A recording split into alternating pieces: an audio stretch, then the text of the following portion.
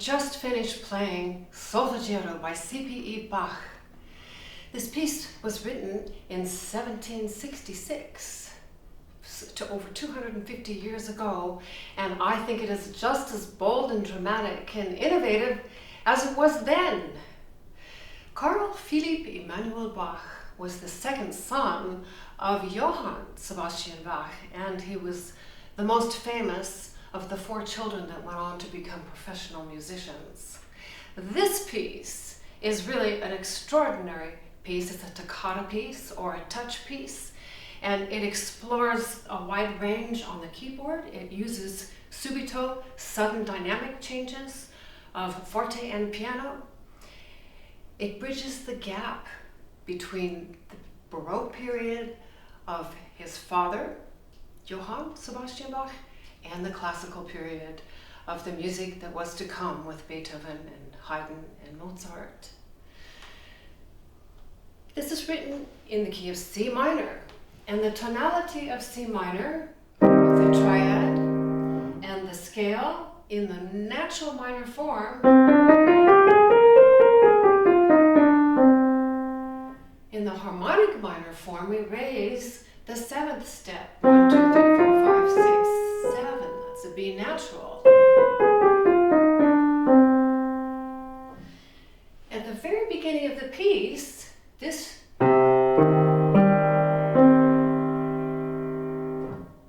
sound of that C minor broken triad is how he begins the piece, but he splits it between the 2 hands. He starts with the right hand on the E flat, which is the 3rd of the chord, and then he takes the broken triad with the left hand,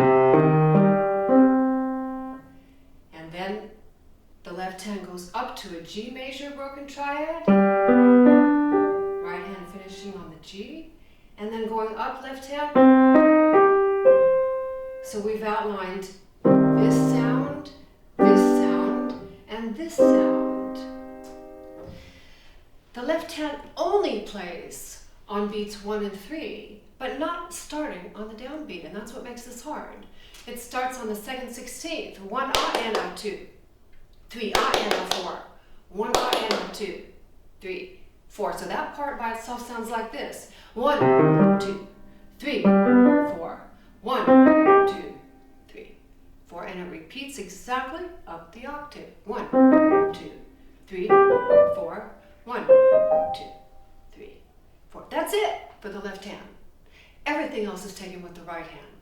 And what I'll do is start first with what I call the beat notes or the anchor notes. And those are on the beats. This is in 4/4 time. 1, 2, 3, 4. This is the outline of beat notes that the right hand plays. Starting on E flat, up to C, B natural, up to G. Now we know that B natural comes from the harmonic C minor scale. And then up again the 6th, and stop on the D. Then it repeats also exactly up the octave. These are all broken 6ths. In fact, you can block those in here very clearly. 3, 4. Repetition. 2, 3, 4. The next ingredient is on beats 2 and 4. And the right hand does a new idea of this. It's very beautiful. It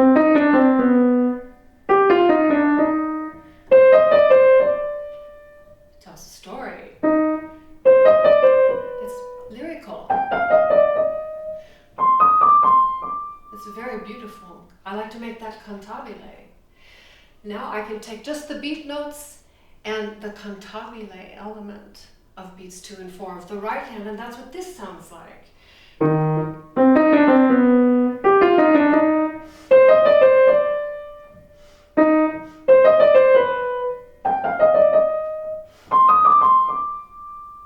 It's lovely, isn't it? Now if I put everything together, this is what we have.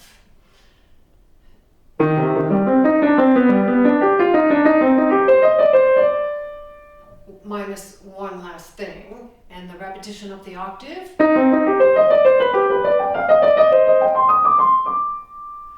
Now you say that doesn't sound that difficult, but I'll tell you there is one difficulty on this that makes it especially hard to make this piece even and completely fluid. It's because we have to get this right hand that starts on that third note, E flat, out of the way quickly, because the left hand comes right back 2/16 notes later and plays it.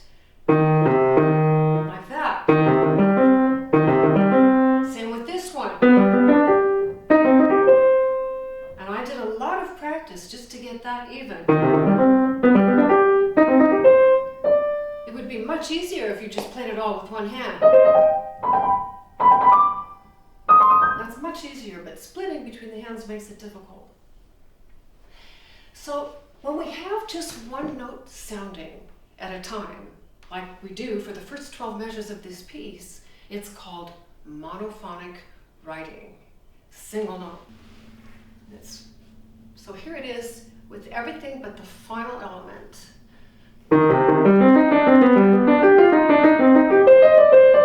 Repeat up the octave. And what finishes it is this. It's so beautiful. It's a descending scale. But which scale? It's a good chance now to talk about the minor key and the three forms of minor scales. We have the natural scale, which uses this 3 flats of E flat, A flat, and B flat, which are in the key signature of C minor. Natural minor, harmonic minor raises the 7th step, 1, 2, 3, 4, 5, 6, 7 with the B natural, which we hear all throughout the piece. And the third form is called melodic minor, raising the 6th and the 7th step on the way up. 1, 2, 3, 4, 5, 6, 7, 8. But what he does is to use that on the way down, which is not the real melodic minor scale. That one comes back down naturally, like this, but he deviates from that. And that's what makes it sound a little unsettling. You aren't used to hearing melodic minor coming down that way. So listen to it now in context. Here.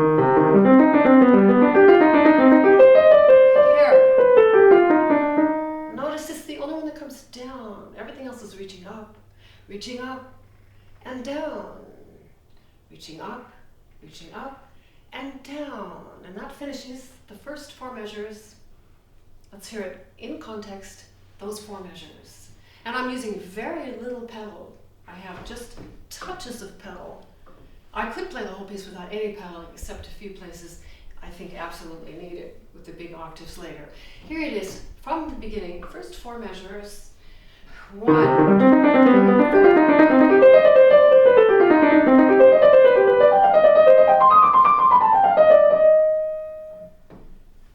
Now we go on to new material on the second system with measure 5. This is absolutely beautiful. Now we go, instead of the ascending broken triad, he starts and comes down. But notice that also is split between the hands. The right hand gets the first 16th, 1 I and a 2, I and a 3. Beautiful. Here, listen to this. And drops down a step to the D.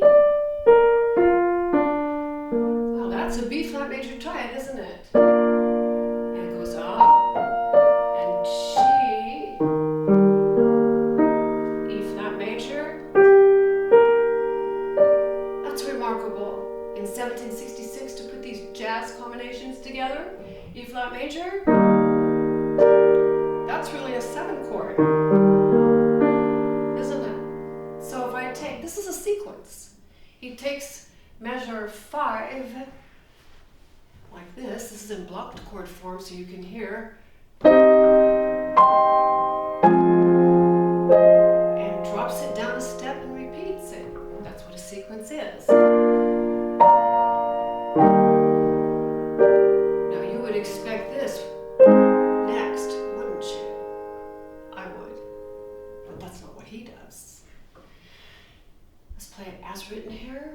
C minor, F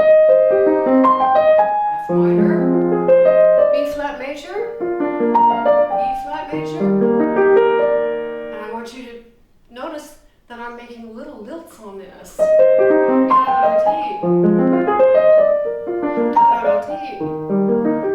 Bringing out the rhythmic offbeat. It's slightly after the beat. So beautiful. He wrote it that way on purpose. So let's play it that way. Now, the next measure is the first sign of something extraordinary. I'm going to play it as blocked chords to give the full shock impact. That's what he does.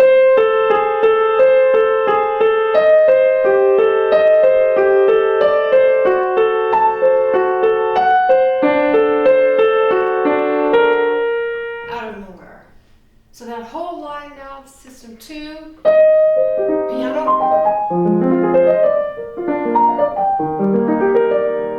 Surprising natural.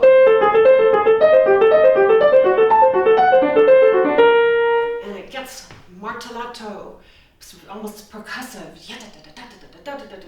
And you know what else it does? It gets on the beats. 1 and 2 and 3 and 4, and for the first time, it's equal between right, left. No more yet da da da da da da da da da da, but it yet da da da da da and it's modulating. It's very exciting and fun to play. This is measure 7. And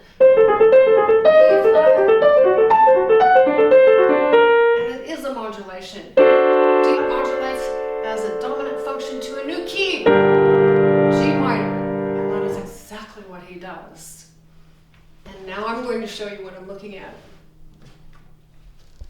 This is the first page from my chart that I have re-engraved the entire piece from public domain music on a new format, the 11-inch by 17-inch horizontal landscape format. And this allows me to be able to get complete phrases all on one line. This is system 1, system 2, system 3, and system 4. That's half of the piece right there. And you notice a lot of colors on here, a lot of marks and labels. You get all of these in another form, which we'll look at in just a little bit. The version that you get in your chart package looks like this.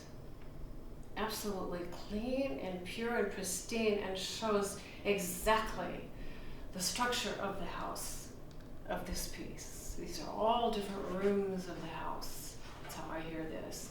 You can get your chart package from my website, SallyChristianMusic.com, as digital downloads. So we'll put this plain version. This is called the working copy. It's 2 pages long, and I would just want to show you what my working copy, all marked up, looks like on the 2 loose leaf pages.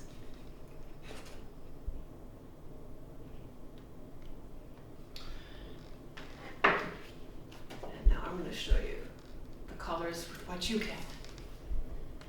The color satellite structural analysis view on vertical 11-inch by 17-inch lengthwise. You get 2 versions. You get the black and white, so you can make your own marks if you like, and you get the color version. And I have put in many marks on this that I think are important in learning and understanding the piece. The first thing that you see are blue boxes here. There are 4 of them, and they correspond with the opening thematic material that we hear in the first 4 measures in the home key of C minor. Then we have the sequence here and the modulation to the dominant of G minor. That's where we stopped in the lesson. And now we have exact material as here, except in the dominant, in G minor.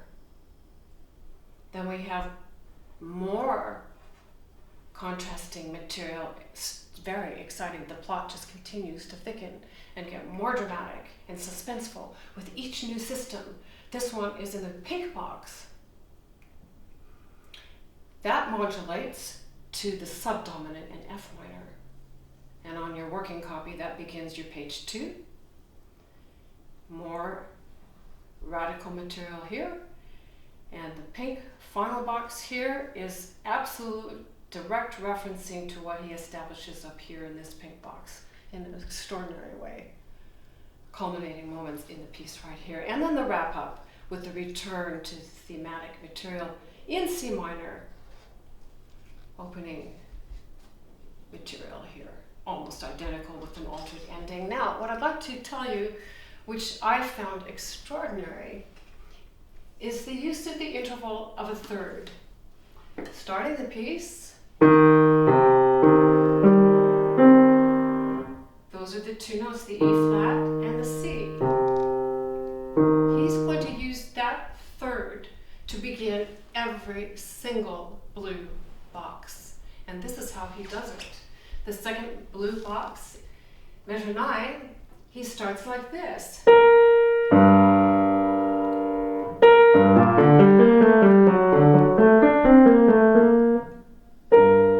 I take the B flat on the top, the G on the bottom, and bring this G up an octave, that's 1 octave higher and 2 octaves, it's a third plus 2 octaves, but it's still a third. And the patterns are absolutely the same. So you can take, in your practicing with this system 3, and take just the anchor notes of the right hand and repeat the steps that we first started the lesson with anchor notes right hand. Watch the fingerings, they're all marked for you. I tried to make identical fingerings as many places as possible with these anchor notes. And then when we get the third blue box, it's a half step below that note, and here it is, the A flat. And it's a bigger interval. He's expanding here. This is the top of your page 2 with measure 17. The A flat and the F is the third, except look, there's the third separated by 1 octave, by 2 octaves, by 3 octaves. It's a huge space. Opens you up this kind of distance, and in the body too. So when you go to play that, you're prepared for a big jump. And the final blue box, the third separated by 1 octave. So on that F minor, third blue box, anchor notes. This is your mantra. You need to know this like the back of your hand. This becomes automatic. You don't have to think about it. It's in here, it's in here, it's in here. All right, I'm going to play for you now page 1, measure 9, with the second blue box, the G minor, and we're going to see how he modulates and gets into new material. Here we are, measure 9, G minor, and this is the leap.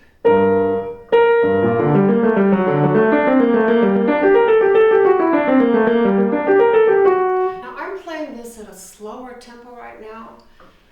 I have really thought a lot about the tempo on this piece. I did a version of this piece back in 2012, 5 years ago, and I played it very fast then, a rough version, and I've come to appreciate the piece at a little slower tempo so we can hear all of the melodic interest in the piece. And I like a metronome marking of 132 per quarter note. But this is really up to the performer. And as long as the piece is clean and even, you can really play it at a wide range of tempi. For the lesson, I'm not going to go that fast because I really want you to hear everything clearly.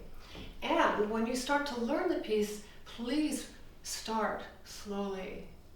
The worst thing you can do, and as an 8-year-old, I lived this personally.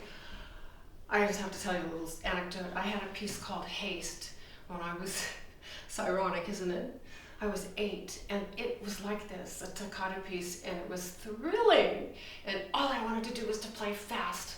And I could kind of do it, but I went so fast so soon, making mistakes, that I could never correct it. And I learned a painful lesson as an 8-year-old that haste makes waste. I thought that was amusing. So go slowly, setting a good foundation with slow, careful, accurate practice with all the right notes and all the right fingerings will pay off hugely for you. This is a good tempo. Starting. Here's the G melodic minor descending scale. Repetition up the octave.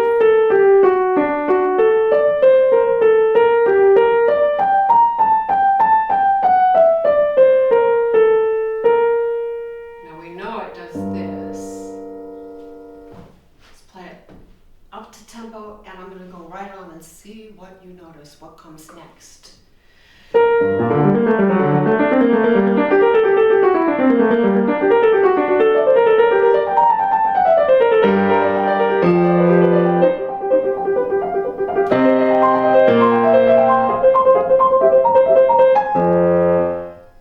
Several things. We got out of monophonic writing and into polyphonic with the octave in the bass. Now we have 3 notes sounding at the same time. And we have forte. We have a register change jumping up, and piano and staccato. And forte. And up. That's extraordinary. These kind of dynamic contrasts, which could only be achieved on the fortepiano that he had, which his father did not have. I hear Beethoven in this. It sounds so much like the subito dynamic contrasts and character, radical character changes in quick, short, almost like 2 different personalities going on here. But this is original for C.P.E. Bach because Beethoven wasn't even born for 4 more years when this piece was written. So this is his imagination and authenticity, which had not been done before. I'm going to play the left hand alone again, and listen that there is a sequence in here, a 2-measure sequence, starting on the octave of G, and jumping up to this 6th, E flat and C. Now it repeats, going up a 4th, octave C, up to this 6th. And in the music, let's take your structural analysis here. Here we are right here, system 1, 2, 3, 4. And I marked for you sequence, 2-measure sequence, start note B flat, right hand, up a 4th, start note E flat, identical material. Now I have all these notes circled in yellow. What is that all about? I'll show you right now. This was a mind blower when I first found it. There's a hidden descending scale outline in here. And it sounds like this. And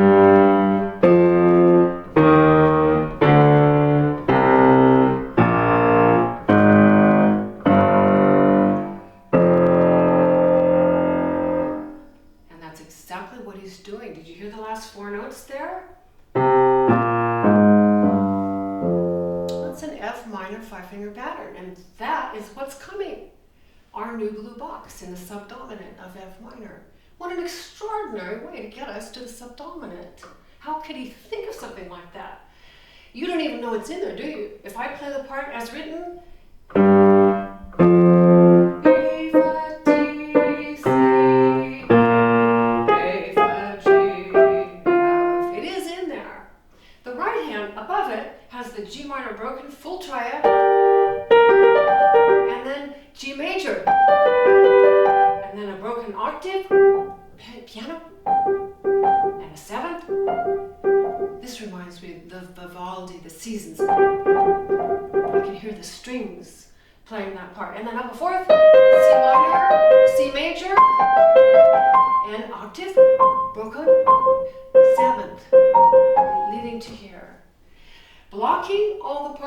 will be able to hear the combined tonalities very well this way. I love to redistribute by blocking. Redistribute meaning to play it differently than what you see on the music. Gets my head, my hands, and my mind around what's really going on in here. So here is this 4 measure starting in measure 13. Forte, piano. Reminds me so much of the Beethoven piano concerti in that part. So that is what your page 1 looks like. And now we're going to start our page 2 with the big distance of a third plus 3 octaves, and we know it's identical material, 4 measures, but there's a 5th measure. I'm going to play the whole thing for you and stop at the end of that 5th measure and see if you can possibly imagine, if you had never heard the piece before, what he's going to do next. All right, this is measure 17.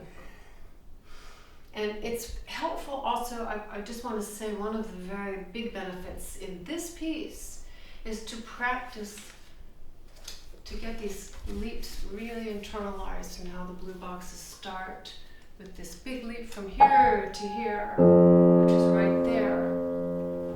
Practice the previous system coming out of this and into that. Coming out of this and into that. That will be enormously helpful to start practicing at a start point of the beginning of the blue box and also the measure preceding. And that way you get the spatial memory and the rote memory much more secure. And that really is just about impossible with traditional music when nothing is delineated. When it's all one big run-on sentence, you don't know where these start and stop points are, but you do here. So here is my start point, measure 17, the top of page 2, in F minor, the subdominant. Here we go. 1, 2, 3, 4. 1, 2, 3, 4.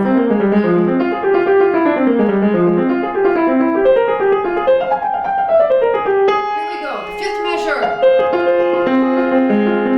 What is that in F minor? Well, those are inversions, descending inversions. You can go that way if you want. And you can break them.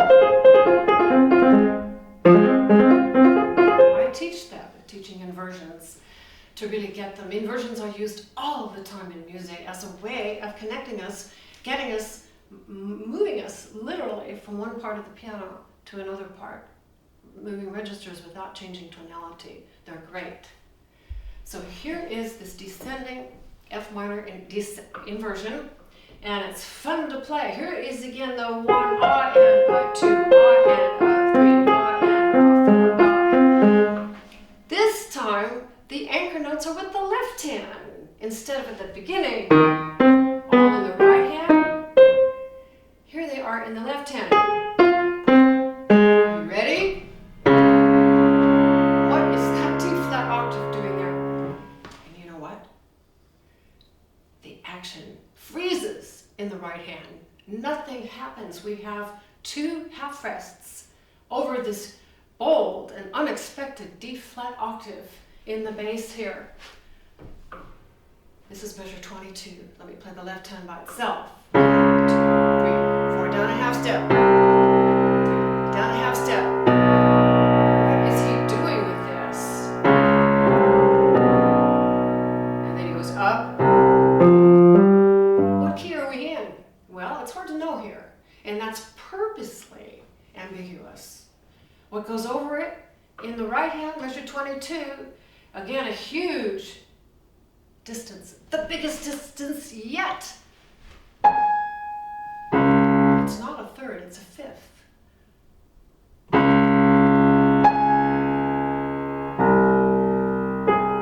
Now here comes the 3rd. Brace yourself. Enormous. That's a D on the top. Here's a 3rd with the B. 1 octave. 2 octaves. 3 octaves. 4 octaves. savor that. Listen in context. Spooky. Forte. It's fantastic 4 measures there. Now I'm going to show you something that really took my breath away when I found it.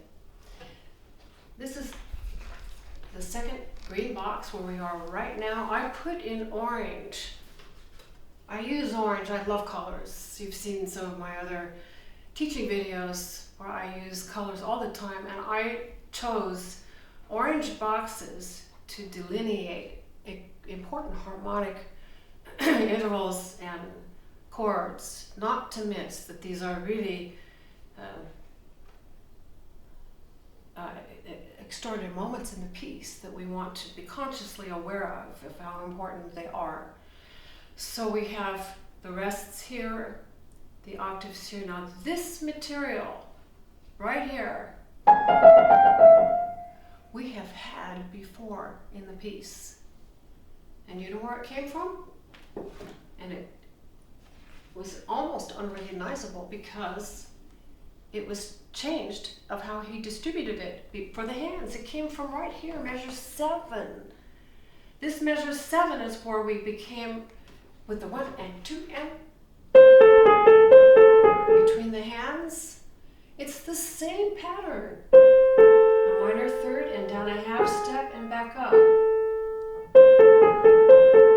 Same pattern as this.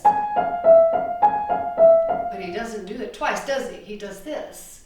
But that's where it came from measure 7. Now I'm going to put that together as written.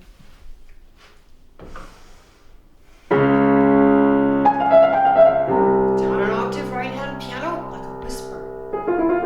Did you mean that? I did. Are we going to hear?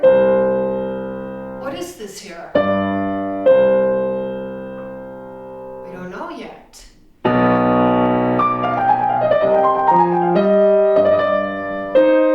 Well, it is C-ish, but what comes now is just amazing. I'm going to play the left hand alone. This is measure 26. It is our last pink box, and there is so much going on in this one line, System 3 on page 2. And to learn this as a standalone part, so if you only have 10 minutes to practice, go to this system right here beginning at measure 26. This you want to know. Well, you need to know every system that well, but this one has so much going on. I'm going to play for you the left-hand part first. Many things to talk about in these 5 measures. So we start with 6th, which came unbelievably. This measure 26 we have had in its exact form in measure 14. I just could not believe it. This, I put my two, I love being able to compare like this. This measure right here, 14 on page 1, and this measure right here, 26, that begins System 3. You lay it like that. I don't know if you can see that. It is absolutely identical material, but it's hard to see because this one starts from that. It's kind of buried. Now the sequence does begin here. It's just amazing writing here. So here is the repetition of measure 14. Now we're going on. It's a 7th, 3rd. That's going to repeat exactly down a step. 7th and 3rd. And down but a 6th. Very dissonant. Shocking.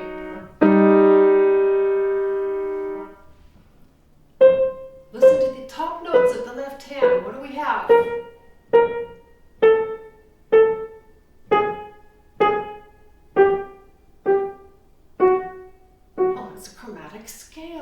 descending chromatic scale. And then this minor third at the end.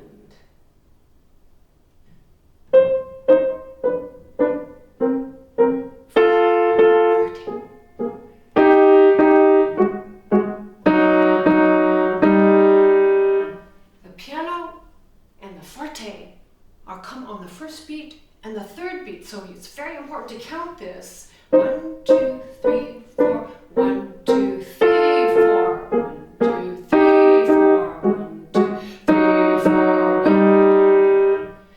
The right hand above now has the same broken octaves that we've had before. Now listen to these. 6. That's the forte. Here's the piano.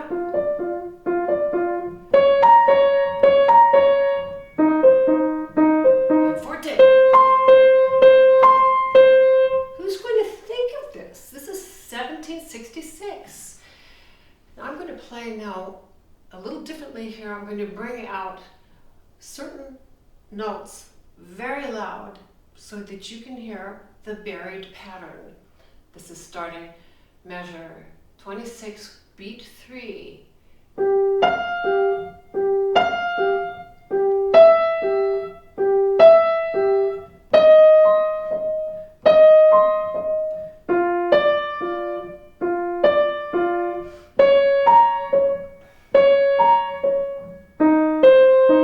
Did you hear it?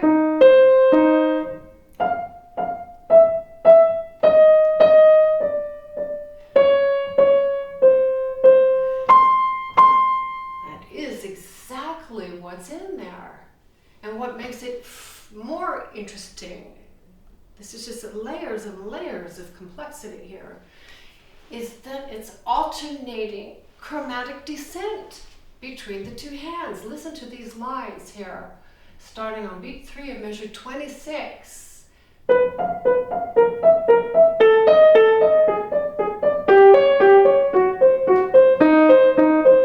If I block those, you can hear it even more, the dissonance. This is extraordinary tension. These are tritones. That interval was forbidden at one point because it was considered too dissonant. They call it the devil's tone. Tritone is 3 whole steps together. 1, 2, 3. 1, 2, 3, and so on. Now if I put it all together, you're not going to really hear that, but you need to know what's in there. So here we are, as written, measure 26.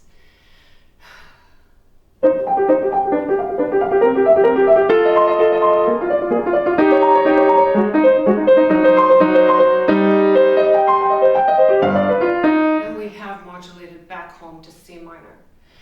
That sequence in measure 27, very important to know that it starts not here, but here. Let's take a look at that structural analysis. Before I discovered this was hard for me to track, playing this long system here, because I thought the pattern started here, the new material starts here, but the sequence doesn't begin until one measure later, from here and then down a step. So this is the sequence buried in that second and third measure. And the descending chromatic line starts here, all the way to there, all the way to here. That's what those yellow circled notes are. And to close out the system, he does one more in the right hand, just like he did to close out this system. The broken triad. First time it was in the form of the inversions, F minor. This time it's in the form of, it's the same idea. All with the right hand. And that takes back home to C minor, the last blue box. Notice that that feels and sounds different than the opening. This time it's, and again, practice from the measure before.